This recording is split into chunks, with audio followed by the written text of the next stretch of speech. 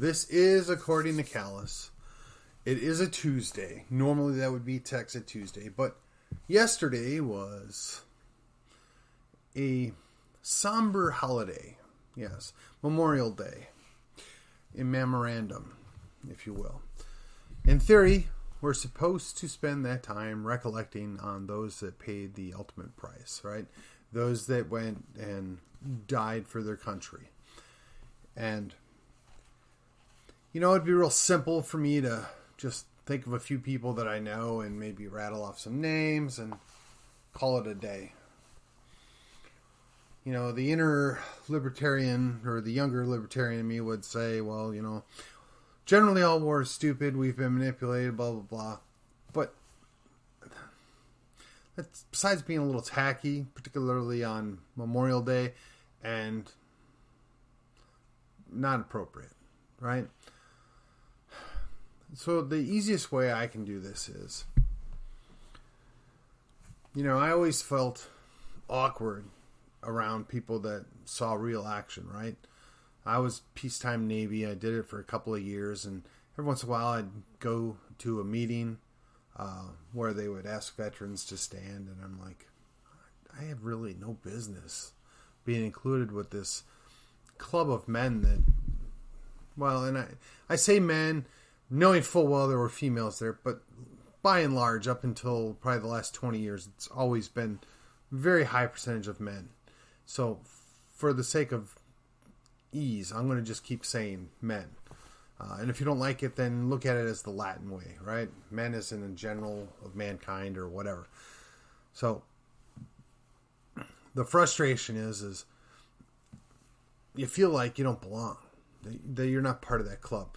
Now, most of the veterans I've always met have been very open, very welcoming. You know, you're one of us. Yeah, count your blessings you never had to go to war. Count your blessings you never had anybody shooting at you. Count your blessings for all these various things, but you were still there. You volunteered. You did your part. Okay, so that's how I feel awkward around, you know, real veterans. And I shouldn't say it that way. Well, real veterans. How about that? People that actually saw duty or service in a combat zone. And, you know, apparently they give out national defense ribbons like candy, and I was an early recipient of one of those, right? I don't know if that's fair to the people that actually do the real work. But it is what it is. I didn't ask for it. So then when you contrast how a survivor feels, right? There's this thing, and I know it exists. I can kind of wrap my head around it, called survivor's guilt, right? Those are the people that went to war, and they lasted, or they made it. Some of them came home in all in one piece physically, but emotionally and psychologically, they were a wreck. Some of them lost their best friends, their blood brothers in battle, or as just an after effect, right, to a wound that got infected or whatever else. So there's that extra distinguishing mark. You know, it's reputed that Patton once said it's not your job to go die for your country. It's make the other poor bastard die for his country, right? So I really struggle because I like to be lighthearted. I like to be kind of zippy and make my points, have a little satire, a little humor. It's really hard.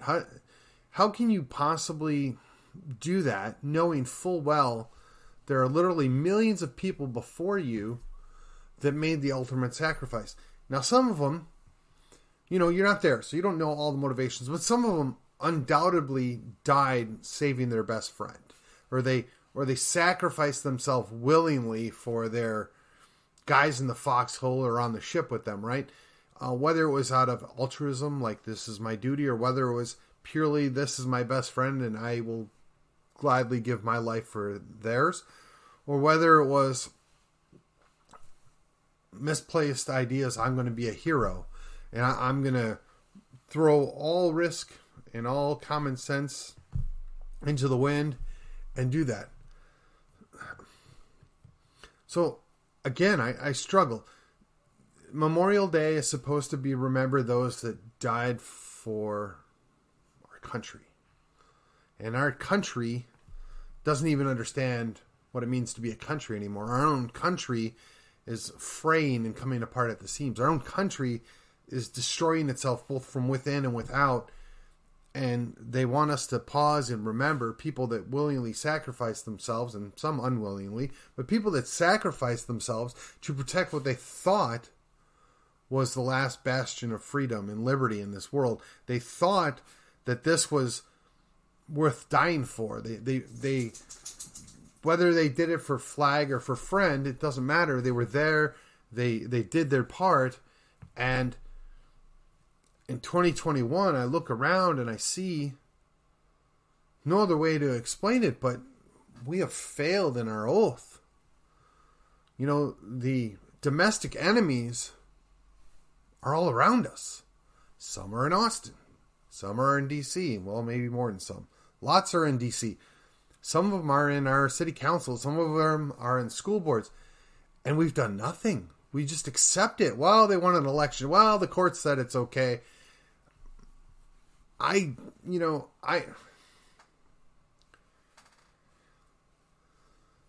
Years ago, Hallmark made a movie. It was called Battle of Athens. At least I think that's what the title of the movie was. It was filmed in McKinney, or at least part of it was, which is very interesting because when I got to see the movie, I remember telling my wife, that's downtown. So my own hometown is the set, if you will, for this movie that takes place post-World War II. And the group of veterans come home and they try to relive their lives, and their government's corrupt. Their local government. I want to say it was the sheriff or the county judge, whatever their titles were at the time, but they were corrupt. And that was clear.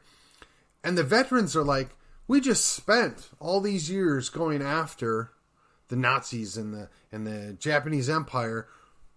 We're not going to put up with this at home. We're not going to deal with these same enemies infecting our own local government. We're going to deal with this. We're going to run our own candidates, and we're going to do it. And then, in an odd twist for 2020, if you will, there was voter fraud. They prevented people from voting, and then they went and hid the ballot boxes and counted them in private. And these guys didn't put up with it. These guys laid siege to what was going on. And they basically stopped the fraudulent ballot process. They put an end to that. And they ended up replacing these corrupt politicians. They ended up stopping this. Why do I bring this up? Because I gotta admit, I feel real challenged. You know, I'm supposed to memorialize and remember people that gave it all for our country. And I'm still here, and I have not gave it all for my country, yet my country's being ripped apart from me, and I sit here and do not nearly enough, in my opinion. My own opinion of what I'm doing is not nearly enough to stop it, to prevent it. So while it was nice to sit down with family yesterday, spend some time together, watch a couple old war movies. One of them definitely more lighter hearted than the other. But just to think that even though both these movies are not reality, and both the movies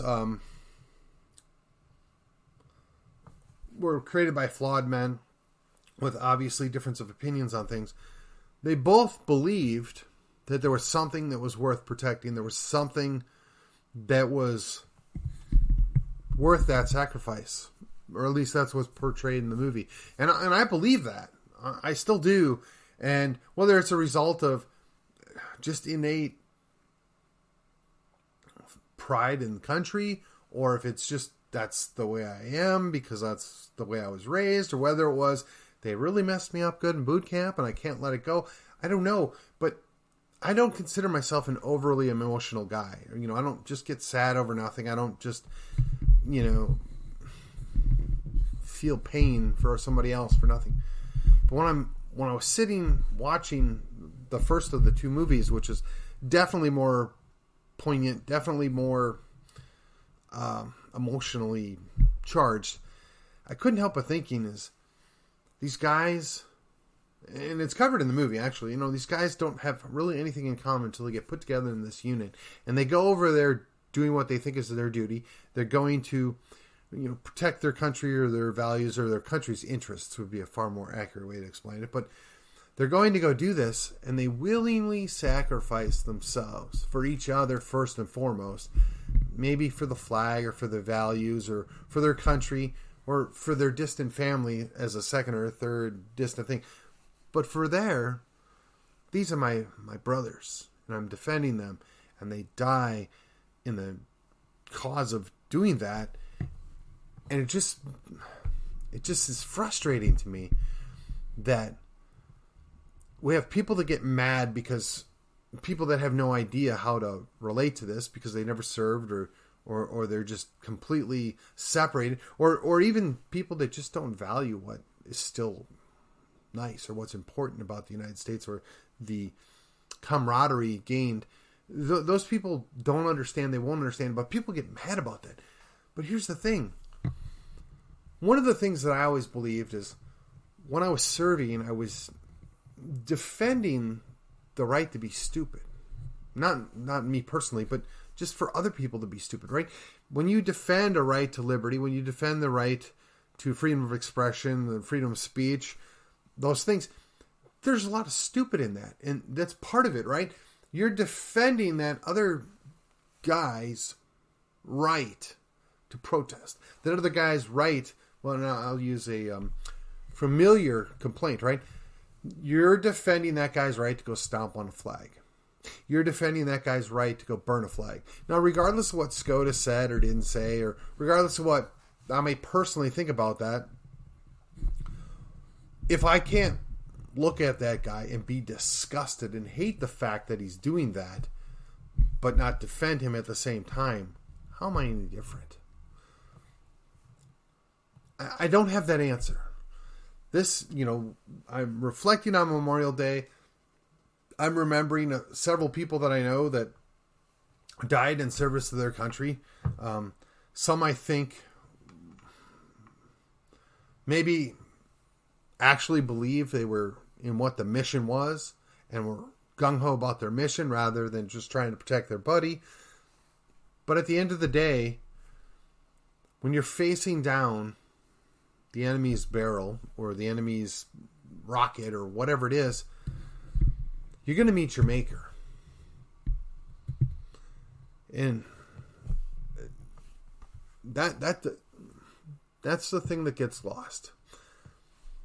These guys make this sacrifice. And the way I celebrate that, or the way most people celebrate it, is they have their moment of silence. They get together with their family, some of their friends. They reflect on what these other people have done. And that's kind of the end of it. And while that might be all good and appropriate, and there may be some more hardcore military people that don't see that that's enough, or maybe they do. I don't know. I'm not going to pretend to understand what's going through somebody else's head. But for me personally, as I look at that, and then I look at where we're at now and where the likely trajectory of where we're going is, I can't help but think of myself as foolish. I should be angry. I should be far more active. I should be actively pursuing the removal of the enemy within. But I'm not. Nobody is, really. I mean, we all saw the shenanigans that went on last year, and we're to this day being told there's no evidence, there's no this, no that. And yet the audits continue, and yet the evidence is starting to mount. These people that are in charge are those domestic enemies. These same people are trying to reprogram our comrades, right? Our friends, our successors, if you will, in the military, and for those of you in law enforcement, they're trying to reprogram these people, that the people that are concerned about liberty, the people that are concerned about their oath, the people that are concerned about rights, liberties, freedoms, that they're the enemy, that they're the domestic terrorists. That's not the case. Think, my friends. You took an oath. That oaths to the Constitution. We're telling you that we're concerned about the Constitution. We're telling you that this is what the Constitutional states, or this is what the Constitution states. These are these constitutional rights that are being guaranteed to be protected by the Constitution. And your boss, or bosses, your chain of command is telling you that we're the problem. How does that work? How do we invert this to where we're the problem? It's simply not the case. And on this Memorial Day, in this memorandum, I think of the people that willingly sacrificed themselves, and those that didn't willingly sacrifice themselves, but they did so under the idea that the country was worth fighting for, that those ideas, that those values were worth defending, and yet those are the same values, ideas, and liberties that are being undermined and destroyed by those in power right now. And I wonder, what would those people that have sacrificed themselves in the past, what would they be saying of us? Might they be asking, what did you do? Why are you allowing this? Where is my country? Have you forgotten? I mean, these are all valid things to request that we answer. So this is my question to you. You've had your Memorial Day. Some of you spent it in memorandum. Some of you just enjoyed your family. Some of you just took the day off. I fault nobody. Everybody does things differently, and everybody celebrates things differently. And some people put a higher value on that than others. I don't fault you for that. But what I am asking you is, now that you've had that day and you've considered it, what are you doing? What are you going to do? Our country hangs in the balance. Could go full fascist, could go full communist. I don't have the answer what's going to happen, but I do know I'm not going to let it happen without a fight. And I'm asking you, consider your options. Weigh the costs. And get off your butt and give us a hand. Your country needs you. Your family needs you. Those men who sacrificed need you to stand up, do the right thing. And this Memorial Day, consider going forward what you're going to do. I might have a part 2 of this, but I'll save it for Independence Day. Thank you. This is According to Callus, and I will see you on the other side. I left that all up as video. I'm going to do just strictly a audio close here. Ladies and gentlemen, I got to say, it's very, very disappointing. The things that we allow to be done, allegedly done in our name, and we do nothing to stop it or prevent it. I don't know how we fix it in its entirety. I don't know that we can ever really fix it in its entirety. But I can tell you, if you do nothing, you lose. If you don't show up to the battle, you lose. If you show up unprepared or ill-prepared, you lose. Please, take the time that you have left. Get involved. Get educated. Good night.